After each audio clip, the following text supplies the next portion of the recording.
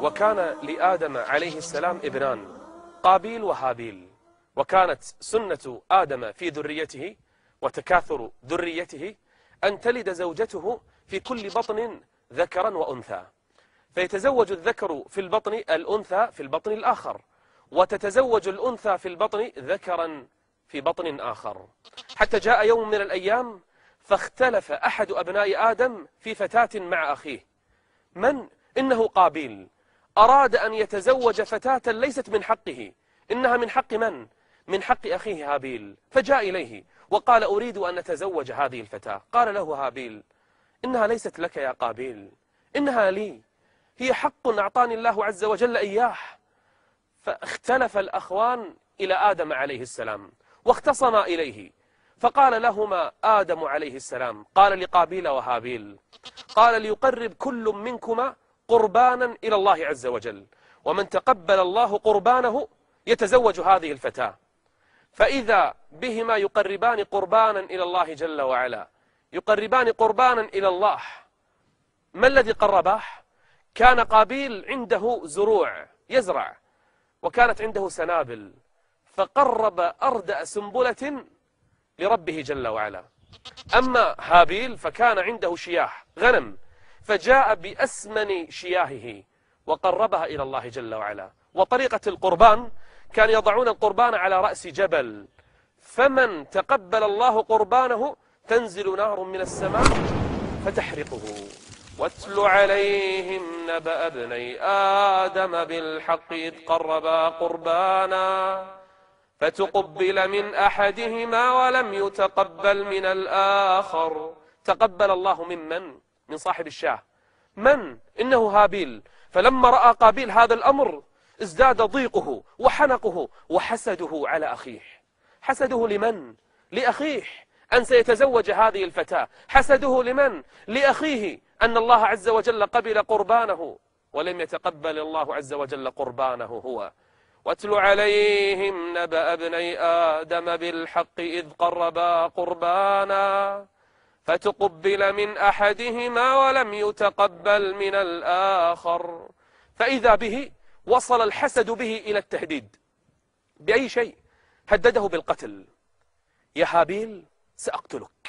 الله أكبر. لم تحدث هذه الجريمة في الأرض أبدا. لم يجرؤ أي إنسان من ذرية آدم التي انتشرت أن يفكر مجرد تفكير بالقتل إلا قابيل. وصل به الأمر حسدا وحقدا أن يفكر بقتل أخيه. قال لأقتلنك. فرد هابيل على أخيه قال إنما يتقبل الله من المتقين. افعل ما تفعل فإنما تقبل الله قرباني لأنني بإذن الله عز وجل من أهل التقوى، ولم يتقبل الله عز وجل منك لأنك لست من أهل التقوى. قال إنما يتقبل الله من المتقين.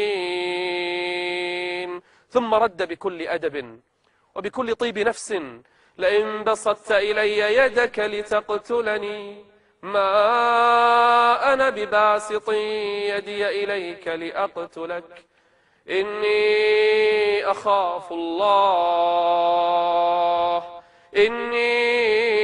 أخاف الله رب العالمين. إني أريد أن تبوء بإثمي وإثمك فتكون من أصحاب النار وذلك جزاء الظالمين.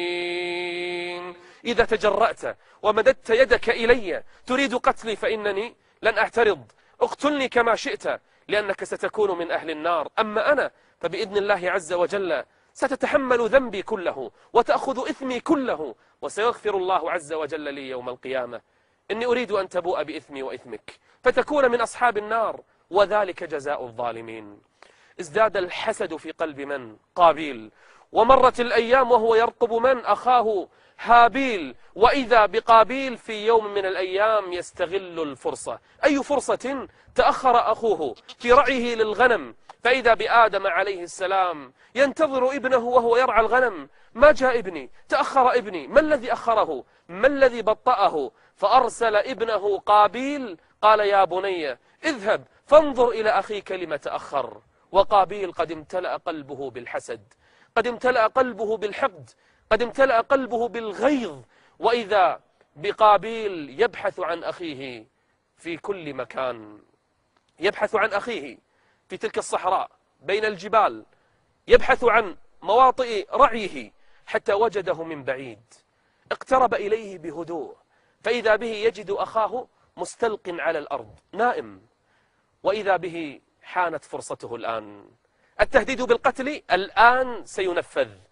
كل ما كنت أتوعدك به يا أخي الآن سأطبقه. الآن بدأ الشيطان يجري في دمه، الشيطان يؤزه أزا. وإذا بأول جريمة الآن ستقع على وجه الأرض. وأي جريمة؟ إنها جريمة القتل، أعظم جريمة يرتكبها الإنسان في حق أخيه. وإذا بقابيل قيل أنه حمل صخرة كبيرة، أراد أن يقتل، ما عرف، ما قتل إنسان قبله، فحمل صخرة كبيرة ورماها على رأس أخيه ففضخ رأسه، كسر رأسه وقتله في لحظة واحدة. وجلس يبكي: ماذا أصنع؟ ماذا أفعل؟ كيف أدفن هذه الجثة؟ كيف أواريها؟ فبعث الله غرابا يبحث في الأرض. غراب حفر الأرض برجله ووضع شيئا في الأرض ودفنه ليريه الله عز وجل كيف يحفظ جثة أخيه. فبعث الله غرابا يبحث في الأرض ليريه كيف يواري سوءة أخيه. قال يا ويلتى أعجزت أن أكون مثل هذا الغراب فأواري سوءة أخي فأصبح من النادمين. صار كل من يقتل على وجه الأرض يتحمل جزءا من الإثم. من أول من بدأ بالقتل؟ إنه قابيل ابن آدم عليه السلام. قصص نور قصص، قصص نور قصص، حكمة وصبر. عاش آدم عليه السلام مع ذريته وأولاده الذين تكاثروا في الأرض. يقال أنه عمر 1000 سنة يعلمهم دين الله عز وجل، يذكرهم بربهم جل وعلا. الأرض كلها توحد الله جل وعلا. تكاثرت الذرية، هذا يتزوج من البطن الآخر وهذا يتزوج من البطن الذي قبله، وهكذا تكاثرت ذرية آدم وانتشرت في الأرض وعم الخير فيها، حتى جاءت اللحظات وصى آدم عليه السلام لابنه شيث أن يبلغ الناس من بعده وأن يذكر ذرية آدم بربهم جل وعلا وأن يعلمهم دين الله جل وعلا. شيث تحمل هذه الوصية. ضعف آدم عليه السلام، دق عظمه ورق جلده، كبر سنه، مرض آدم، سقط على الفراش. بدأت لحظات النهاية، نهاية أول نبي في تاريخ البشرية، نهاية أبينا آدم عليه السلام. كلنا نرجع إليه، كل البشر إنه أبوهم. أول إنسان خلقه الله، خلقه بيده، كرمه وأسجد له الملائكة وأدخله الجنة وأنزله إلى الأرض. الآن جاءت لحظات النهاية. مرض آدم وسقط على الفراش، فالتف أبناؤه حوله فقالوا له يا أبانا ماذا تشتهي؟ قال أشتهي من الثمار، ائتوني بأي ثمرة آكلها. فخرج أبناؤه يبحثون له عن ثمار، يتجولون يأتونه بالثمار، فاستقبلتهم الملائكة. فقالت الملائكة أين تذهبون؟ قالوا نأتي بالثمار. قالت الملائكة لمن؟ قالوا لأبينا، فقد اشتهى ثمرا يأكله. قالت الملائكة ارجعوا. قالوا ولما؟ قالت الملائكة قد قضى أبوكم، جاءت ساعته ونزلت منيته. كل نفس ذائقة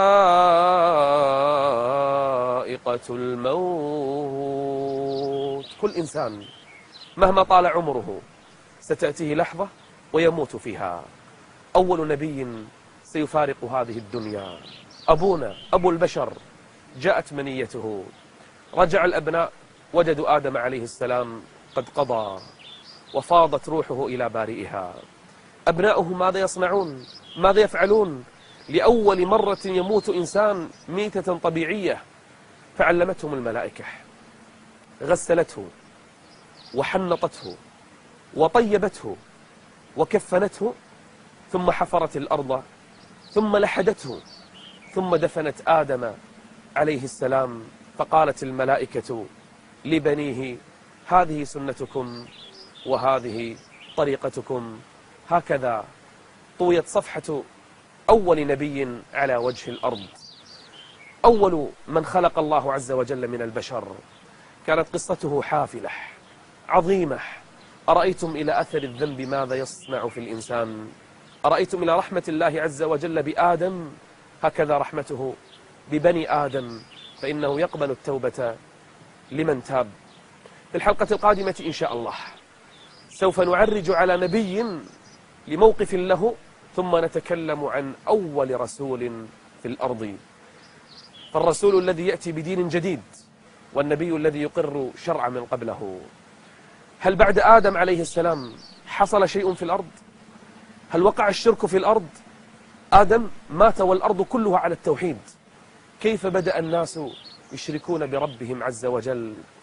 أول ما وقع الشرك في الأرض كيف بدأ؟ وكيف كانت طريقته؟ هل نجحت الشياطين التي انتشرت في الأرض أن تصرف الناس عن عبادة الله عز وجل إلى عبادة غيره؟ هذا ما سوف نعلمه بإذن الله عز وجل في الحلقة القادمة. حتى نلقاكم أستودعكم الله، والسلام عليكم ورحمة الله وبركاته. قصص نور قصص حكمة وصبر، أساميهم لنا خير وعطر. نبتدي بآدم خليفة ربنا، وفي محمد ننتهي خير البشر. يا سيرة خير يا كل الخير، يا عز العز يا ديني، لنا فيكم عبر وجمل قصص تدمع.